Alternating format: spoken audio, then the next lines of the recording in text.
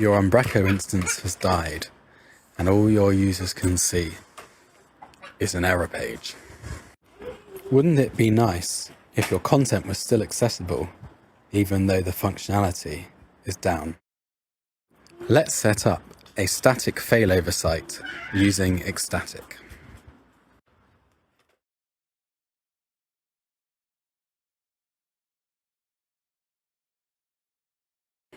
When your front-end users directly connect to your Umbraco site, as soon as that site goes down, no content is accessible. Sites built with xStatic, however, run completely separately from any Umbraco instance.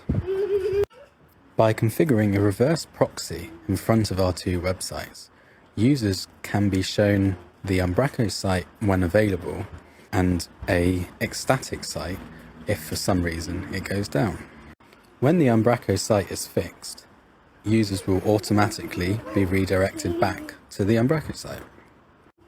To ensure that content editors don't have to learn any new Umbraco sections, we can use the new API user functionality in Umbraco 15 to publish xStatic sites on a schedule.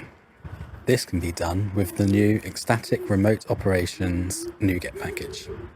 With this in place, you can reduce the severity of an outage scenario at very little cost.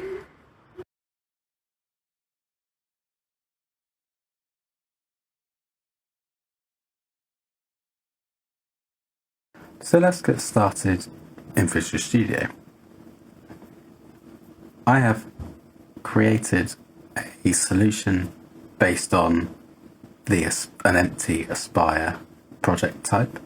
And what we're going to do is we're going to create a range of web applications and services to mimic how in real life we would have an Umbraco site with a static failover which provides 80% of the functionality to the users.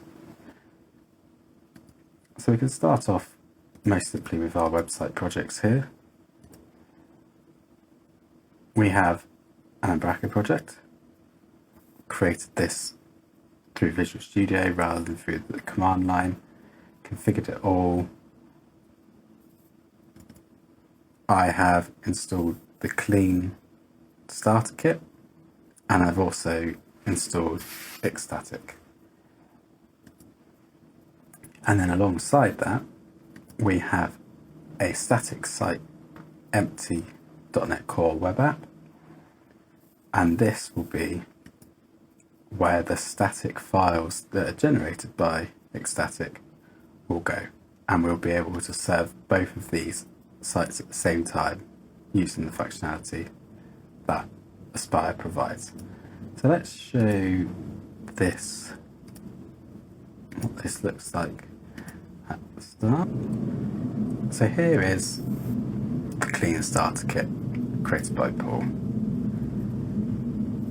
working just like any Umbraco site that you'd expect. So let's log in and we'll see how we've got this all set up. Standard site, as you'd imagine, and then in xStatic we have my demo site configuration, which uses this demo deployment target, and all we're doing inside this deployment target here is the most simplest thing: deploy to another place on the file system. Obviously this wouldn't be how you did it in a real production environment, but it works well here. Nothing out of the ordinary for any xStatic sites here. Name, support to the home node, all of your media folders you want, export as an HTML website, include the static assets that make it look pretty, set your deployment target, all done. So very, very easy. So we can stop that for now.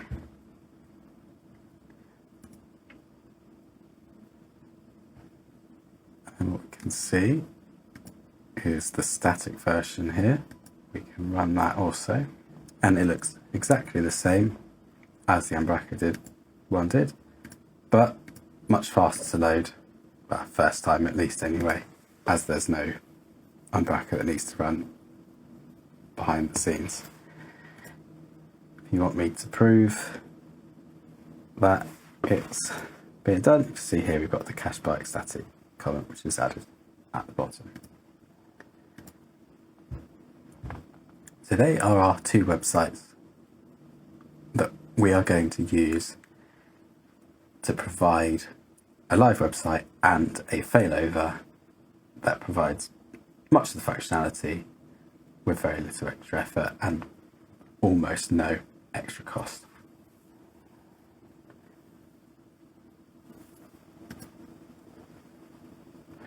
We'll come back to this cloud function later, but we will be using an Azure function to call the xStatic APIs once per day in a production environment. We have it set up obviously more regularly for demo purposes, but the idea of this being that because we're using Umbraco as it's normally used, we don't want to be adding any extra latency and for the content editors when they're running publishes, because if we put the auto publish functionality on, that would be deploying a whole new static site each time people did it. So my plan is that you only need your failover to be pretty much up to date, so you might as well just take a backup overnight, and if anything happens to your website, then we can fall back to that one while we do the work on fixing the live site. But we'll come back to that later.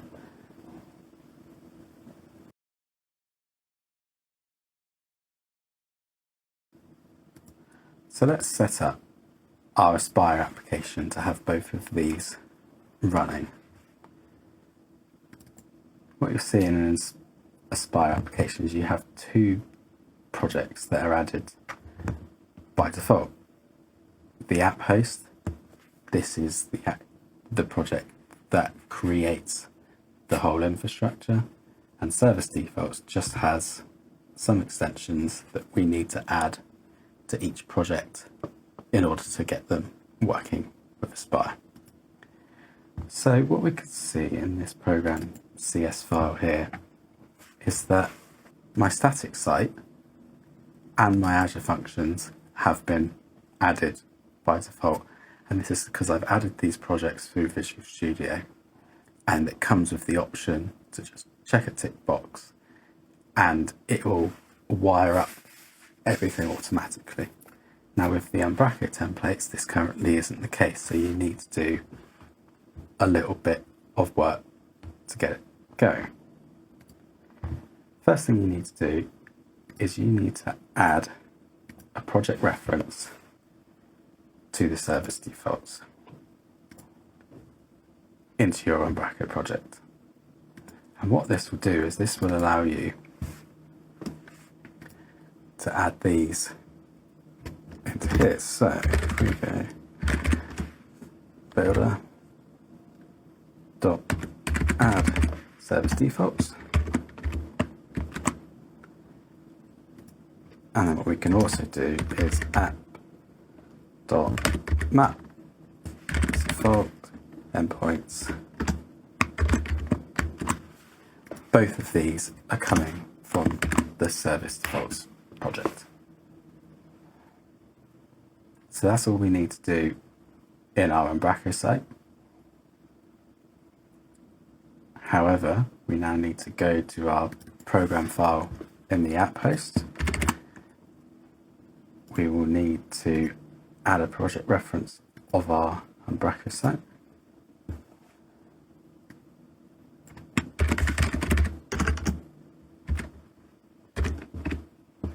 We'll add Umbraco like this. We will call it Umbraco. This is what they will show in the dashboard. Worth noting that the launch settings for each of these come from each individual project. So if I look at my Umbraco project, you'll see that this is using port 44380 to run the application. A static site is running over 7212. Now, something that we need to do as well in the Umbraco project is we need to add in one further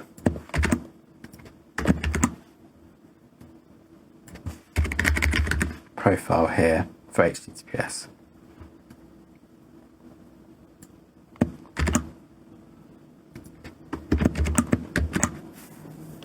We can use the same port numbers as we did in the other ones, but if we compare this to here, we can see that we have this HTTPS profile that we need to be running.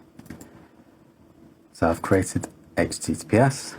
So now what we can do is we can change back to our app host and we can run it.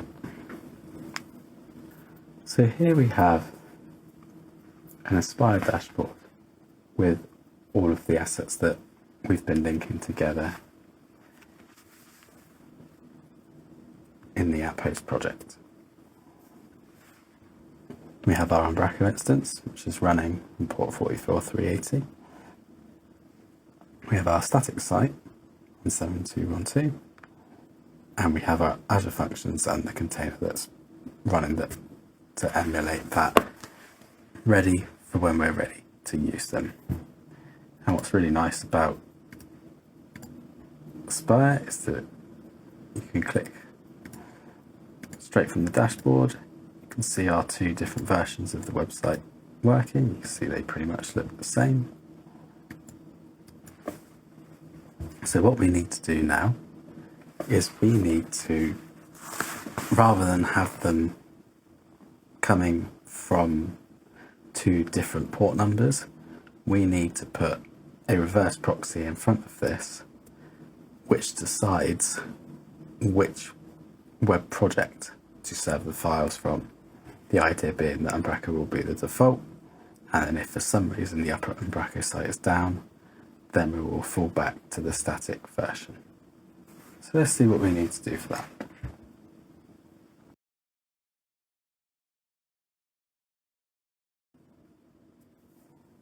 Our task now is to add in this reverse proxy that is going to check which site is healthy and choose a healthy site in priority order to serve those files to the user. Now the proxy I'm going to use for this is called YARP. It's built by Microsoft.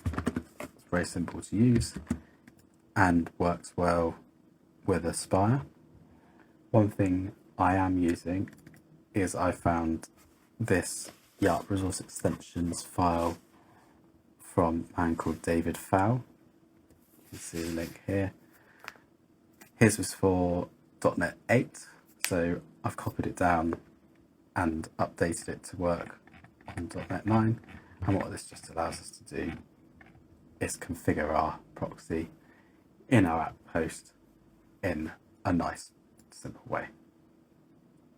So we now have our references set up. We now need to go to our program file.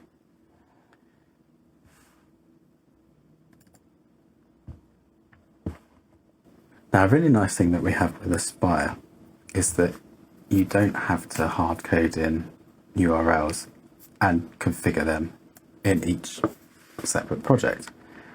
We can simply say, set our Umbraco project.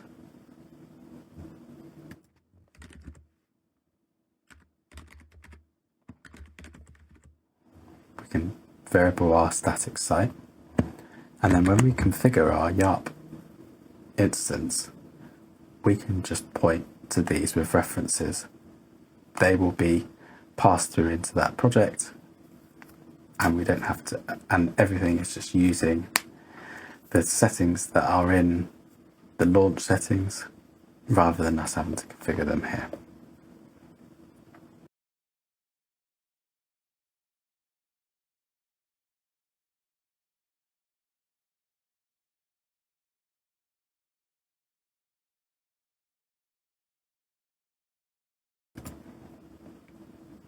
So we go into our settings, we'll add in our settings and we'll go through this. So we are creating a cluster, which is then used by just a single route, catching all from this. Within this cluster, we are using the first alphabetical load balancing policy. This simply takes the first one alphabetically out of all the destinations that you select. So we have primary and secondary, they're already in alphabetical order, which is really useful. And what you can see here is we are setting HTTPS Umbraco, HTTPS static site. Now we're not calling those at any point, but this Umbraco and this static site token will get replaced with the actual launch settings of these two projects configured by this ID. And this will set about really, really useful, very easy to do. We will set a health check. I'm just going to set it so that it goes to the home page, and if the home page loads, then that counts as okay. And we're going to run that every 10 seconds. So when we're testing this locally, we're not going to have too much latency. If it fails 3 times, then that site is taken out of the pool. So as you can see, we now have a YARP service included in our resources running on localhost 9999. Now what we'll do is we'll go to our Umbraco project.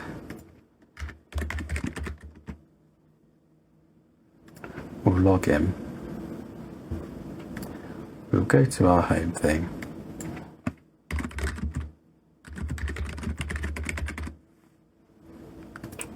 And we will change our Umbraco content so that we can see when we are in fact directly referencing Umbraco, not the static version. So let's go to 999. This is live content proof. What we need to do is simulate that for some reason Umbraco has gone down. With Aspire being as useful as it is, we can just stop this single resource, and now within 30 seconds we should start seeing this content change. So the first time it tries to load it, I'd expect that it's going to go to the live Umbraco instance. It's going to fail. This is why it's taking so long to load. Wouldn't be surprised to see a server error. The page isn't working. However, we're getting close to our 30 seconds now, and as we can see, it's now popped up and we're back to clean starter kit, not this is a live demo. So let's go back into Aspire. We can press play. 44380 is back up and running again. So now we can see how long it takes for our live site to come back. There you go. This is live content. So we have a failover solution which looks almost identical to the live site we have running, with very little extra effort at all. And you don't have to run a complete parallel Umbraco instance, which was obviously considerably more expensive to run than just a static site.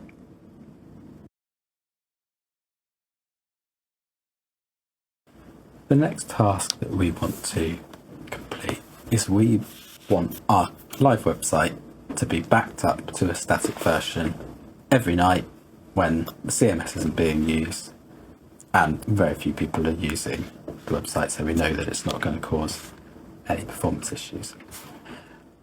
And for this, I plan on using an Azure Function. So here we have an Azure Functions project. We've seen that it's already configured with the app host to show. And all we need to do is get this to somehow tell Umbraco to generate and deploy a site. In this case, every 5 minutes. If we're doing this real life, we'd set a time every day. And to be honest, for this example, we could probably just do it every 1 minute. Now, what we're going to use to do this is something within Umbraco 15, which is API user accounts. And this means that we don't have to set up people with email addresses to perform these remote operations. We can go into Umbraco, we can create these user accounts, we can set up credentials in there, and then using those credentials, we can access a token. That token can then authorize our remote service to perform xStatic operations on the Umbraco server. So the first thing we need to do is install a brand new package that has been added to xStatic in version 15, and it's this xStatic remote operations project, which we can add to our cloud functions. So let's install this, apply and accept all the things, and then we can go back. So let's have a look at how simple this is to use. And it realistically comes down to 2 actual lines of code. We need to create our remote operations client, and we ask it to generate and deploy all the sites that it can find in there. However, to be able to do this, we need to know the base URI of the service, and we need to know the client ID and the client secret that we've set up. Now again, we can use some nice Aspire functions to help us with this. So we want to add into our Azure Functions project some references to the Umbraco project, and also we want to add the client ID and the client secret that we're gonna set up. So let's add some environment variables into our Azure Functions project using the with environment extension method. We're going to need to get the base URI, and we can get that from the Umbraco project using its HTTPS endpoint.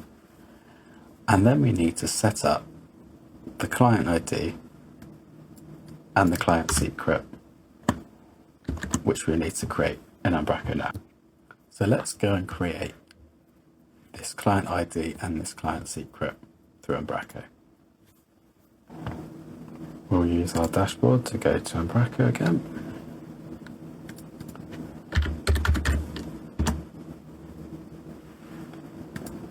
So we go to the users section,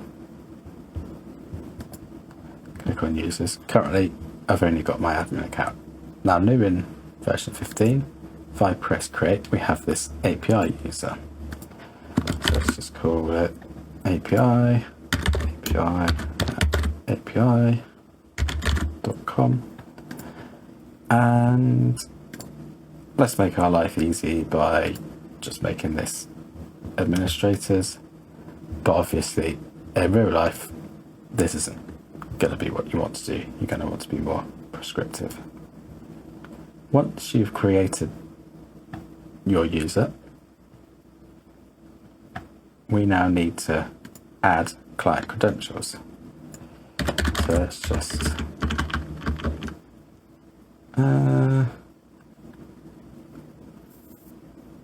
let's call this demo, and let's set a secret.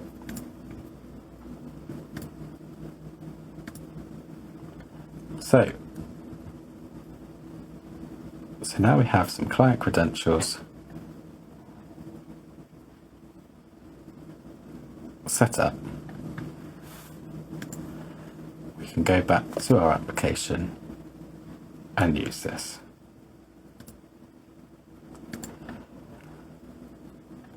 So we now have an API user with more than enough permissions for what we need to do, and some client credentials.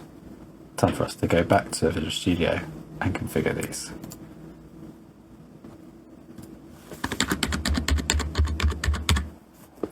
Again, this is just a demo. In real life, you would probably be storing these in some kind of key vault, be accessing them in a secure way rather than just hard coding them here. But this is just to give you the idea. So these 3 will be passed through to our Azure Functions project as environment variables. And it's really easy to get those in your Azure function.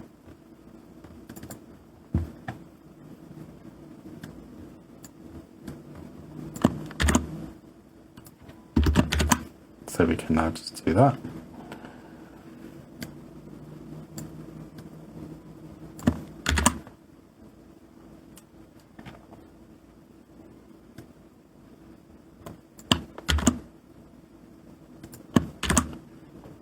To add our configuration.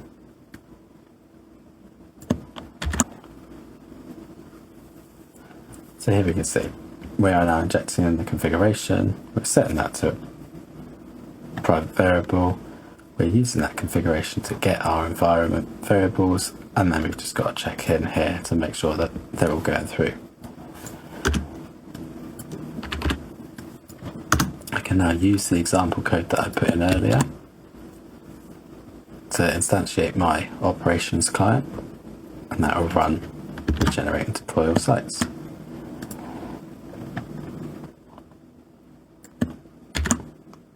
I will just paste in some extra code.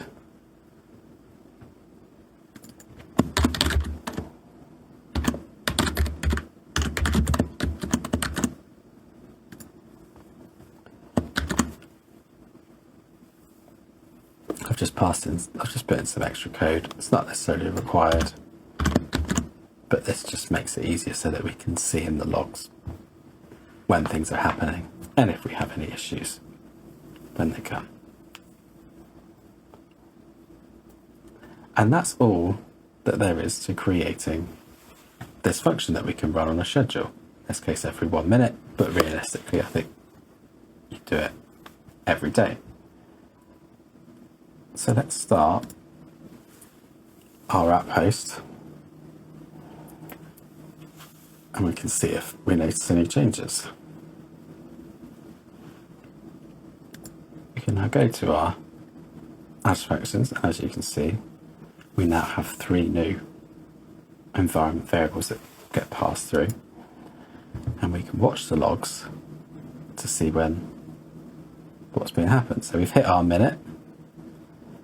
It has now pinged our thing, it's generated the site, it has deployed the site, and because we've only got one, that's all we have.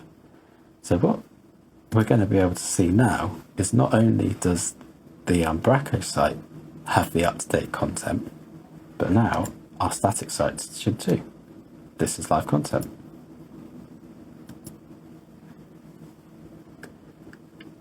Which means that we now have an infrastructure that takes backup of its content every day, or every minute in this demo, and provides a failover solution for if the actual main application went down for any reason, that for all intents and purposes to the end user looks the same. Now obviously the dynamic functionality we can't do in the static site, so the next thing that I'm going to show you is how we can use transformers in xStatic to disable and warn the users why that dynamic functionality isn't working.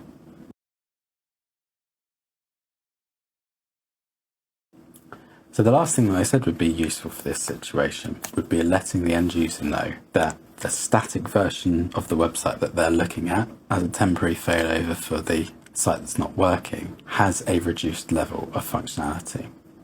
Now, most of the things that we see on websites that require going to the back end of Umbraco would be forms. So for instance, we can create a transformer in xStatic that will replace any instances of forms on the pages with a message telling the user that's not working as they might expect. So for this, I created a form disabled transformer, and we can talk through how simple it is to implement. So we're just implementing this iTransformer interface from the core section of xStatic, and it comes down to 3 lines of code. We want to show a message to people in all the places where there was a form on the page, which we can just use a regex pattern for, and we'll replace all of them so we can have multiple per page. Now what we need to do in xStatic is we need to say we want to do these in a certain order. This can be done at the end, no problem, after all of the standard built-in transformers. So we're just going to take the default HTML transformer list factory. We'll get the defaults from that, and then we'll concatenate that with our new transformer, and that's it. Absolute doddle to do. Let's have a look how our static site is currently looking. So if, for instance, we go to the search page, we can see that there's a search box. If we go to the contact page, there is a contact form. So we don't want these showing when the static site is there. So let's go to an Umbraco. We can go to our export types. What we should see is that we have our form disabled transformer factory, what we just created. Let's submit that. Now our automatic one will also be going on in the background every minute, but let's just save ourselves a bit of time. We'll generate that. We'll go to deploy. And then if we go back to our static version of the site, you can now see we are experiencing difficulties. If we go to the search page, we can see that's in there as well. So by using this concept of using the exact same site, but using a transformer to get rid of parts of the site that you know won't be working, but you still allow your visitors to see all of your content that they would before, which I'm sure you can agree is far better than just showing a generic server outage page.